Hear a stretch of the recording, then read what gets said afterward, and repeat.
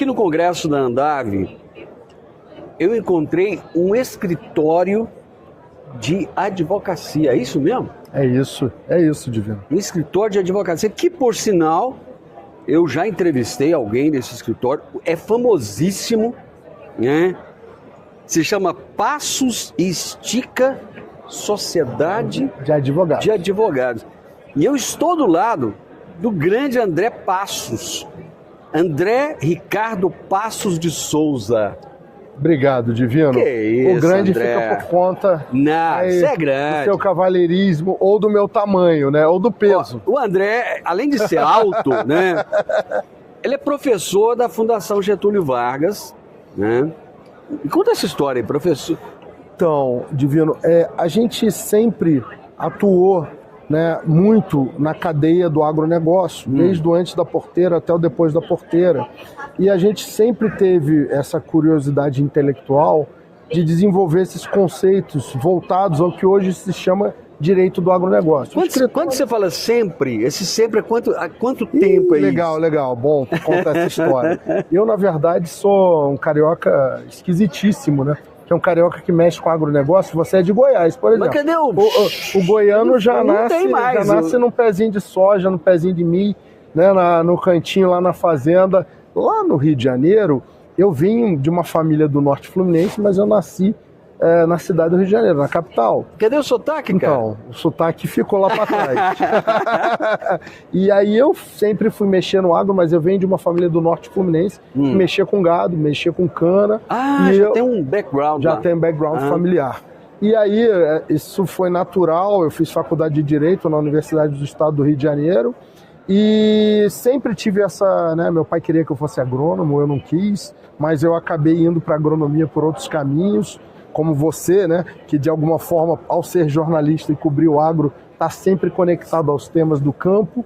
E a gente fundou aí um escritório há cerca de 20 anos atrás, com a intenção de entregar uma advocacia especializada no agronegócio. Numa época em que ninguém falava de direito do agronegócio. Numa época em que ninguém falava de direito do agronegócio. O legal é isso, eram poucos colegas, poucos escritórios que estavam começando a tratar do tema, mas não de uma forma sistematizada, não de uma forma extremamente focada e focada em todos os negócios nessa cadeia que a gente chama de cadeia ampla do agronegócio. Com isso, os estudos, todo o desenvolvimento de conceitos escritos passaram a focar nesse ambiente de trabalho, nesse ambiente de pesquisas, nesse ambiente de exercício da profissão de advogado e exercício até de palestras, atividade docente. E aí o agro veio com esses conceitos, aí veio a questão de lecionar no agro, a oportunidade de ser professor da Fundação Getúlio Vargas, hoje lecionando em outras instituições de renome, né, como o PECEG, vinculado ao Exalc USP, no agronegócio, nesse caso no PECEG de Políticas Agrícolas Brasileiras. E, enfim, atuando aí para todos os clientes, desde o produtor rural até a agroindústria, até o financiador do agronegócio, até aquelas exportadoras, importadoras, as empresas de insumos e defensivos aqui da Andave. Enfim, é uma gama toda de questões jurídicas que a gente procura aproximar o gestor, o homem do campo, de uma linguagem menos empolada. A ideia aí é essa na nossa atuação do dia a dia, obviamente não sem deixar de lado, não sem trabalhar a técnica, né? Observando o mais alto rigor, como qualquer escritório de advocacia, mas procurando aproximar da linguagem do homem do campo. Boa, porque eu sempre falo isso, um dos grandes problemas no agronegócio, eu acho que em todas as áreas, é falar uma linguagem justamente que o produtor rural não entende. Isso acontece, por exemplo, na área técnica, né? Muitas vezes eu falo para o agrônomo, olha, descomplica um pouco. Isso.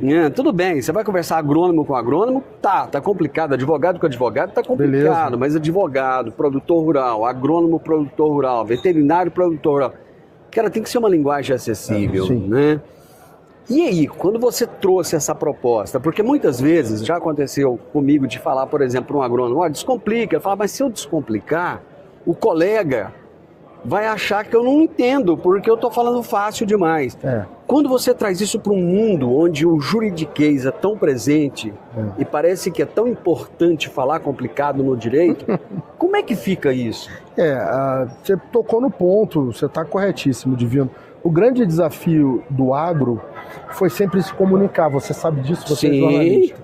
E o agro, depois que o agro virou pop, o agro virou tudo, começou, por incrível que pareça, a se espraiar pela sociedade e a sociedade entender bem a importância do agro. Eu, como advogado, percebi também que o linguajar técnico empolado dos homens de capa preta, né, que a gente assiste lá na TV Justiça, era um linguajar estéril para aquele acionista das empresas do agronegócio, para o dono da revenda, para o dono da propriedade rural, para o gestor.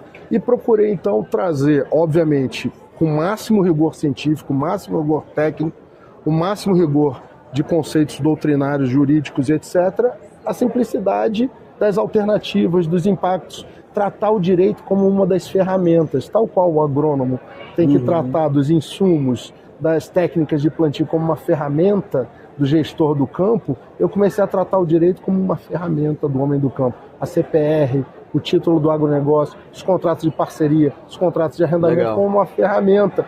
E a gente percebeu que em sala de aula, e a gente percebeu que para os clientes, a gente percebeu, então, que para o grande público que está nos assistindo, que isso passou a ser algo mais palpável, mais palatável. André, você me disse que são 20 anos. 20 anos. Nesse livro, vocês vão lançar hoje aqui? É isso, a ideia, esse livro, na verdade, é de maio, agora de 2024, né? De meados de maio, final de maio, e a ideia é trazer para o público da Andav um coquetel, né, de lançamento para esse grande público da Andav, para esse público aqui presente, né, que representa uma amostragem muito relevante da cadeia ampla do agronegócio. Está aqui você, né, trabalhando bastante, né, na feira, conversando, fazendo entrevistas com a maior diversidade possível de empreendedores nessa cadeia, é trazer essa novidade para cá, uma forma de explicar que a partir dessas ferramentas você desenvolve estruturas de governança, você desenvolve conformidade, que é atendimento à lei, para chegar na sustentabilidade, que é o próximo desafio, né? O campo brasileiro sempre foi muito competente em produzir bem, produzir com qualidade. Agora o nosso grande desafio é entregar o que o mundo está ávido, além de alimentos, fibras, energia renovável, sustentabilidade. Estamos cada vez mais qualificados e cada vez mais capazes de fazê-lo, até porque temos a nova lei do agro, temos a lei da CPR Verde, temos os FIAGROS, temos veículos jurídicos que são capazes de entregar isso. Deixa eu te fazer uma pergunta de um assunto que está muito na moda agora, né? Muita gente nem gosta muito dele. Cara, como é que tá esse negócio da recuperação judicial, do RJ? Sabia que você ia me perguntar. Mas, cara, não tem jeito de não perguntar, porque é o seguinte, tem gente que fala assim, cara, é uma enxurrada de RJ. Outros falam, não, num universo de não sei quantos mil produtores, blá, blá, blá, blá, o que pediu é isso aqui, então não é nada. É ou não é? Então, tipo assim, Divino, é uma gripezinha ou é uma... É muito mais algo, um inconsciente coletivo gritando do que efetivamente algo material. Vamos lá, você falou em números, eu gosto dos números. No universo de mais de 5 milhões de produtores, se você conta nos dedos os que pediram recuperação judicial por algum fator financeiro, climático, os preços de soja. Rio Grande do Sul, a gente teve uma tragédia lá, então, obviamente, o governo federal lançou uma medida provisória para repactuar as dívidas, é uma outra situação. Exceção, né? Em outros estados você teve algum problema de falta de chuva, climático.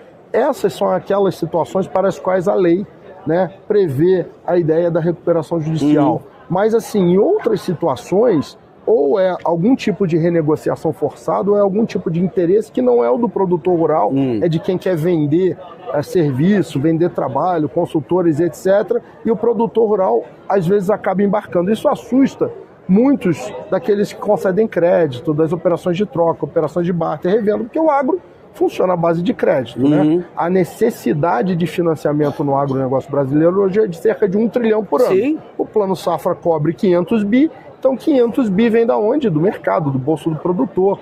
dos fiagros, dos veículos, das operações de barter. A gente está aqui na Andav, né, discutindo isso tudo. Então, assim, é muito mais alarde do que efetivamente uma preocupação. E eu acho que com algumas medidas simples de gestão e algumas medidas e muita boa vontade e canja de galinha, que não faz mal para ninguém, o produtor e aquele que é o credor conseguem renegociar numa boa, sem maiores estresses. Então, assim, realmente a proporção é essa que você falou. Os casos que existem são traumáticos e ruidosos e você precisa balancear isso, nem tanto ao céu, nem tanto à terra. Quando você escreveu esse livro, quem você imaginou lendo esse livro aqui?